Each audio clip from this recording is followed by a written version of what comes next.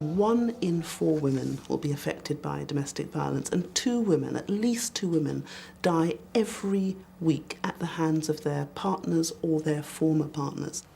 If you follow the news or follow politics even casually, you'll hear these particular statistics a lot.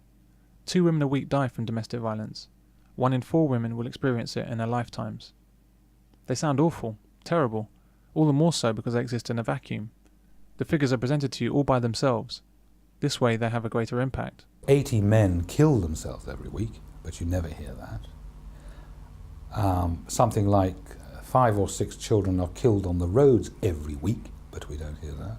30,000 people die of some disease every week, but we don't hear about that.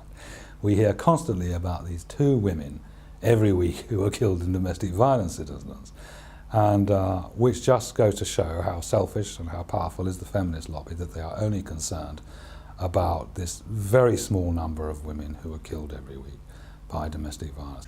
I don't think the 1 in 4 women have experienced domestic violence at some point in their lives is a valid figure, because apart from anything else, it was actually taken from women in refuges. There were no control groups. It isn't a proper analysis. Figures like these are known as factoids.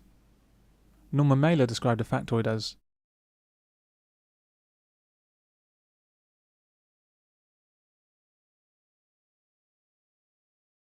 often a factoid actually is a lie, and like many lies and misconceptions, once it's been published, it develops a life of its own, and it's reprinted and rebroadcast over and over again. It acquires the hallmark of truth, simply by repetition. Now, every minute of every day, police receive a call about domestic violence, and each week 2 women die as a result of it. And I may not even know where it's coming from, because often there's an echo effect off places like cable and like radio, and those wrong pieces of information are repeated and repeated. By the time it reaches me, I don't even know what the source was.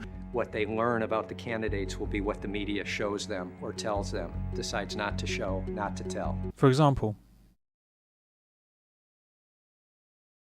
but the FBI doesn't calculate or track data on domestic violence, because domestic violence is not a federal crime.